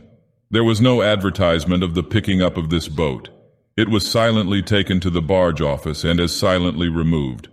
But its owner or employer, how happened he at so early a period as Tuesday morning to be informed without the agency of advertisement of the locality of the boat taken up on Monday, unless we imagine some connection with the Navy, some personal permanent connection leading to cognizance of its minute interests, its petty local news? In speaking of the lonely assassin dragging his burden to the shore, I have already suggested the probability of his availing himself of a boat. Now we are to understand that Marie Rogêt was precipitated from a boat. This would naturally have been the case. The corpse could not have been trusted to the shallow waters of the shore. The peculiar marks on the back and shoulders of the victim tell of the bottom ribs of a boat. That the body was found without weight is also corroborative of the idea. If thrown from the shore, a weight would have been attached. We can only account for its absence by supposing the murderer to have neglected the precaution of supplying himself with it before pushing off. In the act of consigning the corpse to the water, he would unquestionably have noticed his oversight. But then no remedy would have been at hand. Any risk would have been preferred to a return to that accursed shore. Having rid himself of his ghastly charge, the murderer would have hastened to the city. There, at some obscure wharf, he would have leaped on land. But the boat, would he have secured it? He would have been in too great haste for such things as securing a boat. Moreover, in fastening it to the wharf, he would have felt as if securing evidence against himself. His natural thought would be to cast from him as far as possible all that had held connection with his crime. He would not only have fled from the wharf, but he would not have permitted the boat to remain. Assuredly, he would have cast it adrift. Let us pursue our fancies. In the morning, the wretch is stricken with unutterable horror at finding that the boat has been picked up and detained at a locality which he is in the daily habit of frequenting, at a locality perhaps which his duty compels him to frequent. The next night, without daring to ask for the rudder, he removes it. Now where is that rudderless boat? Let it be one of our first purposes to discover. With the first glimpse we obtain of it, the dawn of our success shall begin. This boat shall guide us with a rapidity which will surprise even ourselves to him who employed it in the midnight of the fatal Sabbath. Corroboration will rise upon corroboration. The murderer will be traced. For reasons which we shall not specify, but which to many readers will appear obvious, we have taken the liberty of here omitting from the MSS placed in our hands such portion as details the following up of the apparently slight clue obtained by Dupin. We feel it advisable only to state in brief that the result desired was brought to pass, and that an individual assassin was convicted upon his own confession of the murder of Marie Rogêt, and that the prefect fulfilled punctually, although with reluctance, the terms of his compact with the Chevalier. Mr. Poe's article concludes with the following words. Eds. It will be understood that I speak of coincidences and no more. What I have said above upon this topic must suffice. In my own heart there dwells no faith in praetor nature. That nature and its God are two, no man who thinks will deny. That the latter, creating the former, can at will control or modify it is also unquestionable. I say at will, for the question is of will and not as the insanity of logic has assumed of power. It is not that the deity cannot modify his laws, but that we insult him in imagining a possible necessity for modification. In their origin, these laws were fashioned to embrace all contingencies which could lie in the future. With God, all is now. I repeat then that I speak of these things only as of coincidences, and farther, in what I relate it will be seen that between the fate of the unhappy Mary Cecilia Rogers, so far as that fate is known, and the fate of one Marie Rogêt up to a certain epoch in her history, there has existed a parallel in the contemplation of whose wonderful exactitude the reason becomes embarrassed. I say all this will be seen, but let it not for a moment be supposed that in proceeding with the sad narrative of Marie from the epoch just mentioned, and in tracing to its denouement the mystery which enshrouded her, it is my covert design to hint at an extension of the parallel, or even to suggest that the measures adopted in Paris for the discovery of the assassin of a grisette, or measures founded in any similar ratiocination, would produce any similar result. For in respect to the latter branch of the supposition, it should be considered that the most trifling variation in the facts of the two cases might give rise to the most important miscalculations by diverting thoroughly the two courses of events. Very much as in arithmetic, an error which in its own individuality may be inappreciable produces at length, by dint of multiplication at all points of the process, a result enormously at variance with truth. And in regard to the former branch, we must not fail to hold in view that the very calculus of probabilities to which I have referred forbids all idea of the extension of the parallel, forbids it with a positiveness strong and decided just in proportion as this parallel has already been long drawn and exact. This is one of those anomalous propositions which, seemingly appealing to thought altogether apart from the mathematical, is yet one which only the mathematician can fully entertain. Nothing, for example, is more difficult than to convince the merely general reader that the fact of sixes having been thrown twice in succession by a player at dice is sufficient cause for betting the largest odds that sixes will not be thrown in the third attempt. A suggestion to this effect is usually rejected by the intellect at once. It does not appear that the two throws which have been completed and which lie now absolutely in the past can have influence upon the throw which exists only in the future. The chance for throwing sixes seems to be precisely as it was at any ordinary time. That is to say, subject only to the influence of the various other throws which may be made by the dice. And this is a reflection which appears so exceedingly obvious that attempts to controvert it are received more frequently with a derisive smile than with anything like respectful attention. The error here involved, a gross error redolent of mischief, I cannot pretend to expose within the limits assigned me at present, and with the philosophical it needs no exposure. It may be sufficient here to say that it forms one of an infinite series of mistakes which arise in the path of reason through her propensity for seeking truth in detail.